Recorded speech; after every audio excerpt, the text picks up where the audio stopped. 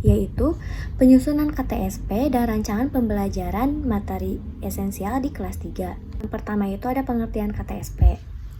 Nah, untuk pengertian KTSP-nya itu sendiri yaitu kurikulum operasional yang disusun oleh dan dilaksanakan di masing-masing satuan pendidikan. Kemudian ada landasan implementasi KTSP.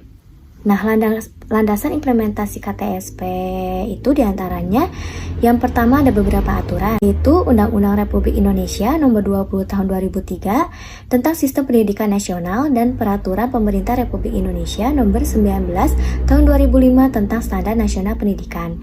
Kemudian selanjutnya Peraturan Menteri Pendidikan Nasional Nomor 24 Tahun 2006. Kemudian selanjutnya itu ada UU Nomor 20 Tahun 2003 tentang Sisdiknas.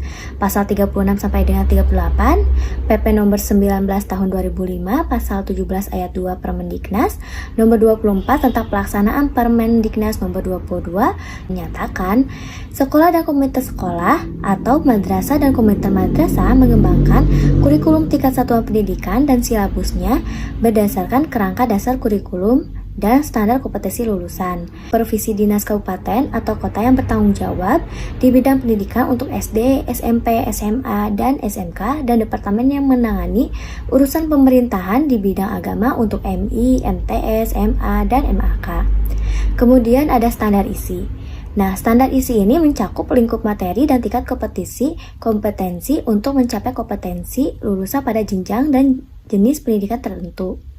Nah, termasuk dalam standar isi ini yaitu kerangka dasar dan struktur kurikulum, kemudian ada standar kompetensi dan kompetensi dasar. Kemudian ada standar kompetensi lulusan.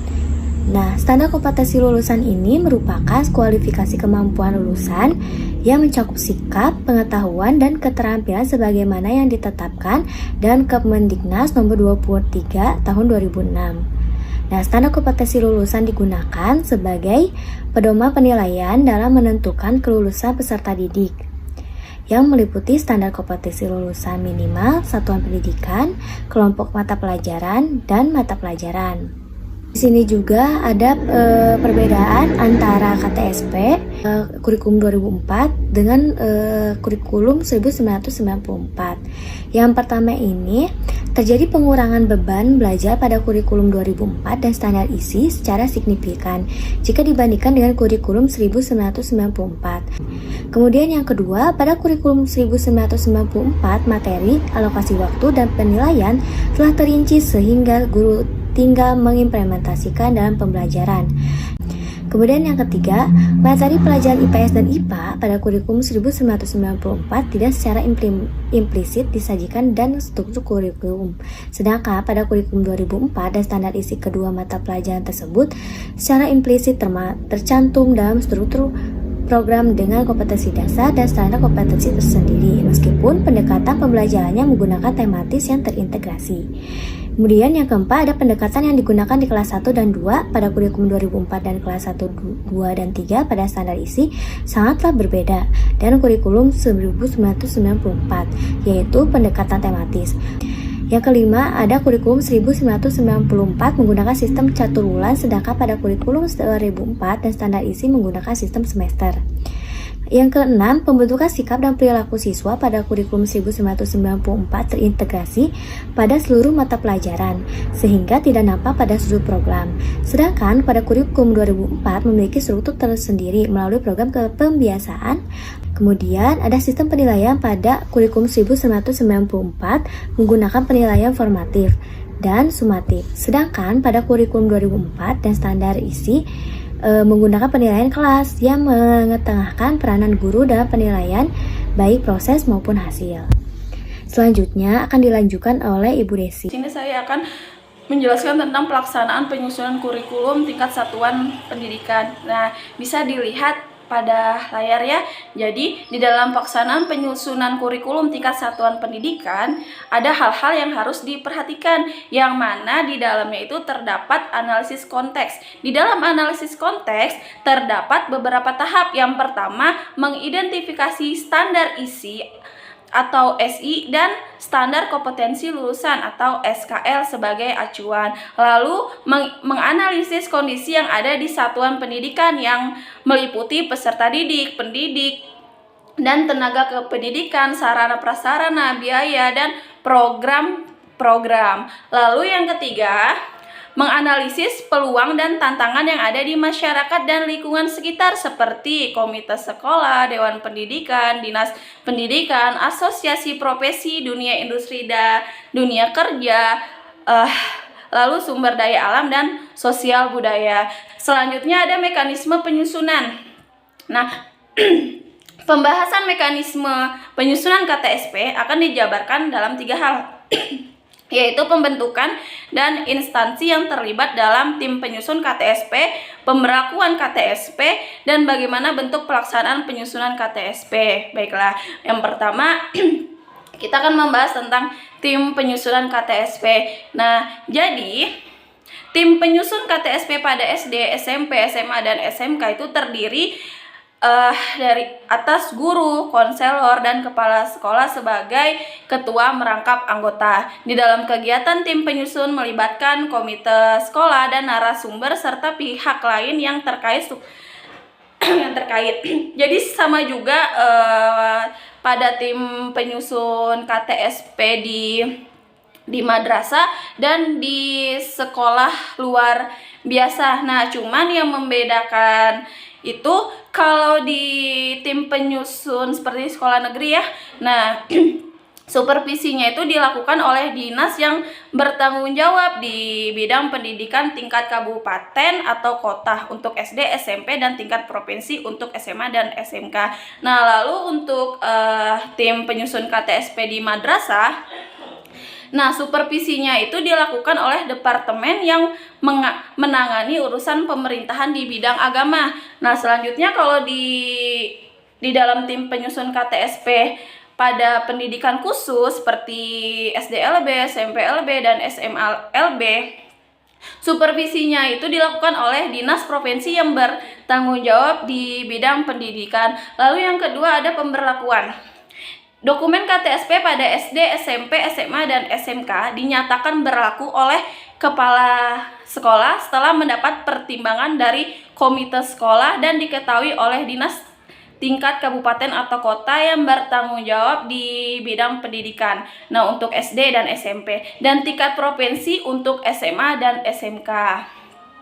Nah, kalau dokumen KTSP pada MI, MTS, MA, dan MAK dinyatakan berlaku oleh kepala madrasah. Nah, setelah mendapatkan pertimbangan dari komite madrasah dan diketahui oleh departemen yang menangani urusan pemerintahan bidang agama. Pelaksanaan penyusunan KTSP.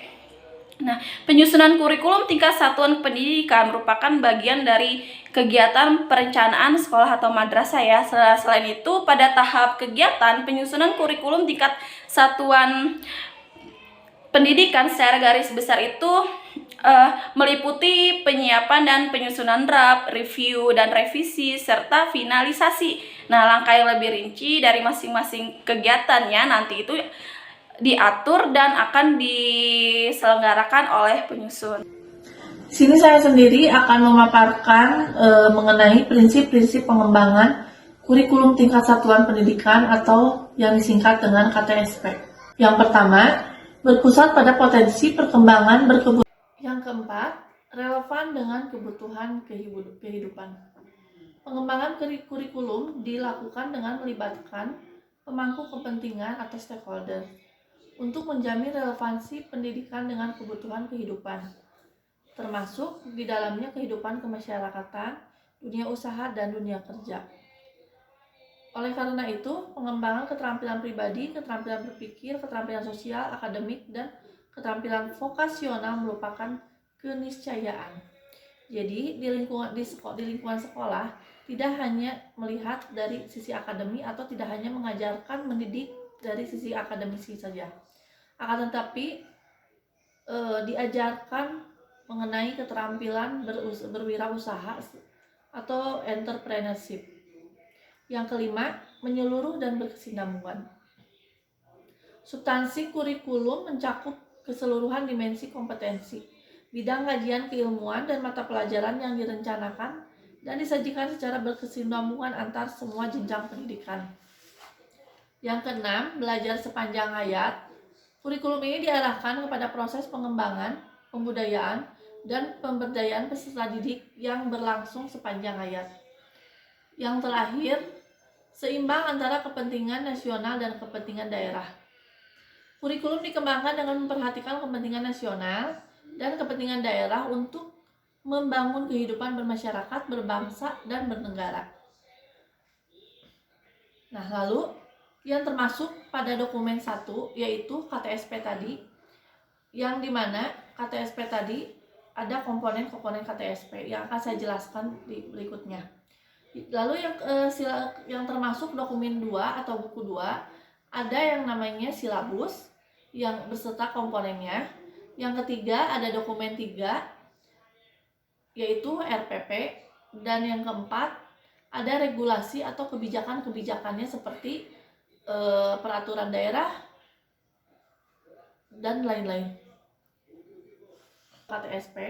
Di dalam KTSP itu ada beberapa dokumen. Yang pertama ada visi dan misi satuan pendidikan. Yang kedua, tujuan pendidikan tingkat satuan pendidikan. Yang ketiga, struktur dan muatan kurikulum tingkat satuan pendidikan atau KTSP. Yang keempat, kalender pendidikan. Yang kelima, silabus. Dan yang terakhir ada RPP atau rencana pelaksanaan pembelajaran. Visi dan misi satuan pendidikan. Visi di sini dibagi menjadi 2 macam, yaitu visi nasional dan yang kedua visi sekolah. Visi sekolah yaitu visi yang dibuat oleh pihak sekolah, atau tim pengembang KTSP tadi, yang dimana ada komite, kepala sekolah, dewan guru, dan juga pengawas. Untuk pembuatan visi itu harus gampang atau mudah dihafalkan oleh peserta didik. Yang kedua, misi satuan pendidikan. Misi satuan pendidikan. Misi itu merupakan penjabaran dari sebuah visi sekolah. Tujuan pendidikan tingkat satuan pendidikan. Tujuan pendidikan itu diambil dari misi yang dijabarkan oleh satuan tingkat pendidikan. Ya, ada struktur dan muatan KTSP. Muatan KTSP meliputi sejumlah mata pelajaran yang keluasan dan kedalamannya merupakan beban belajar bagi peserta didik pada satuan pendidikan. Nah, di samping itu materi muatan lokal dan kegiatan pengembangan diri termasuk ke dalam isi kurikulum. Di sini misalnya ada kelas 1 30 jam pelajaran, kelas 2 32 jam pelajaran, kelas 3 34 jam pelajaran, kelas 4, 5, dan 6 masing-masing 36 jam pelajaran. Yang keempat ada kalender pendidikan. Yang kelima ada silabus. Silabus ini merupakan komponen perencanaan suatu mata pelajaran atau tema yang tertentu yang mencakup di dalamnya ada standar kompetensi, kompetensi inti, kompetensi dasar, materi pokok atau pembelajaran, ada kegiatan pembelajaran, ada indeks prestasi.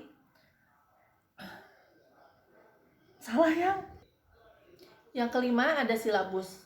Silabus ini merupakan komponen perencanaan suatu mata pelajaran atau tema tertentu yang mencakup standar kompetensi, kompetensi inti, kompetensi dasar, muatan pelajaran, materi pokok atau pembelajaran,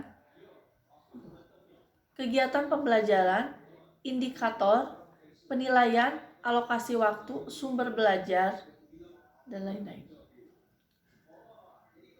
Lalu yang keenam, ada rencana pembelajaran atau rencana pelaksanaan pembelajaran yang disebut dengan RPP.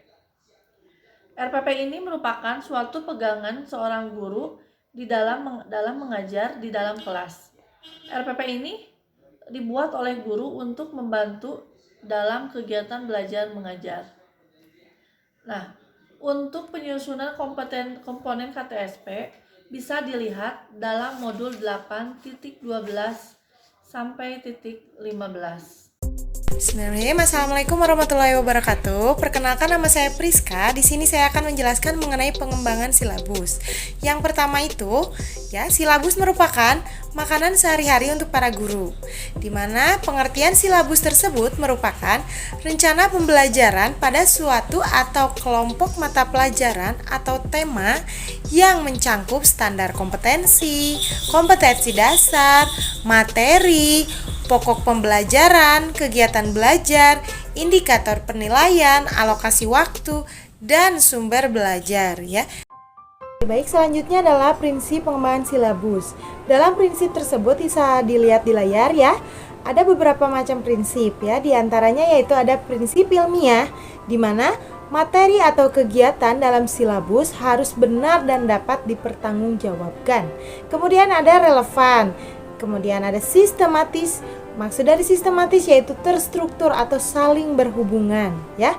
Kemudian ada konsisten. Yang selanjutnya yaitu ada memadai ya. Dalam memadai di sini cukup untuk menunjang pencapaian kompetensi dasar ya. Di sini yang keenam adalah aktual dan kontekstual.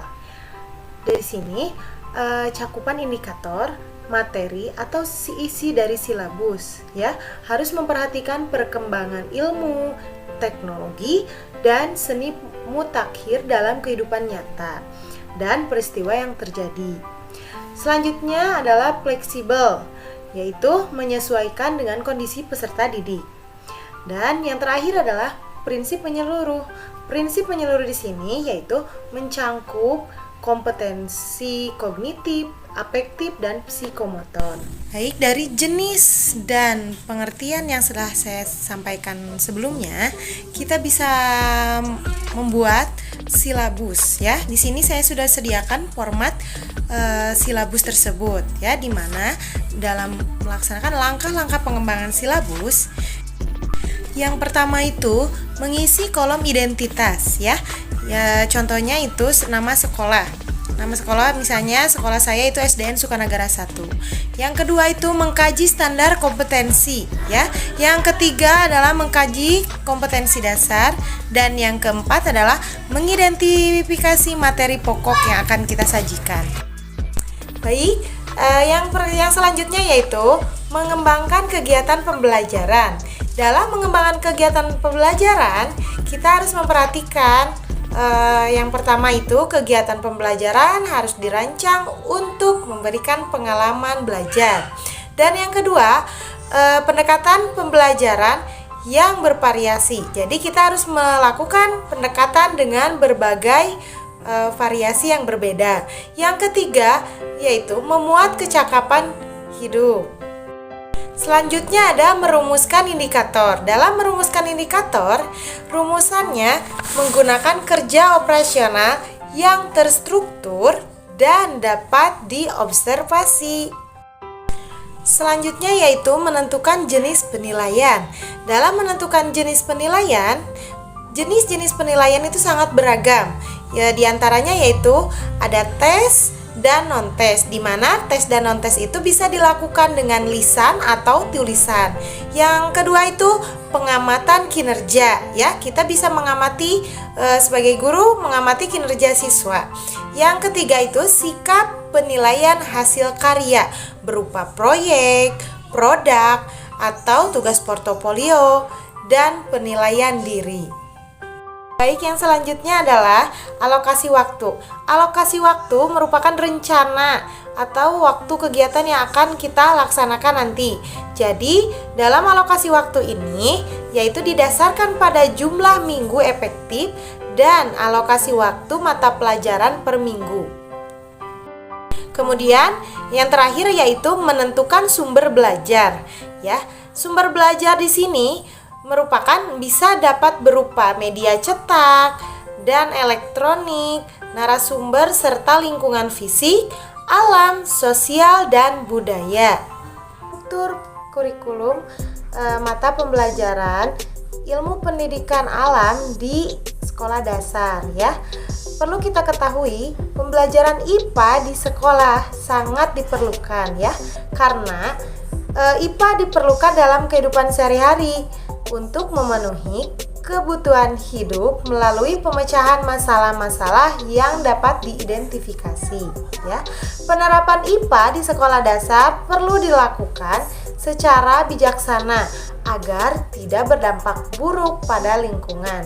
Siswa agar mengetahui supaya tidak melakukan pencemaran lingkungan ya. Contohnya yaitu kita harus bersahabat dengan lingkungan, harus membuang sampah pada tempatnya ya, tidak membuang sampah ke sungai supaya tidak terjadi pencemaran lingkungan. Di sini saya sudah mempunyai contoh silabus dan RPP-nya, bisa dilihat sendiri di layar ya, dimana mencangkup ada kompetensi dasar, indikator, sumber belajar, alokasi waktu, dan lain sebagainya yang telah saya sampaikan tadi. Di sini untuk referensi saja ya.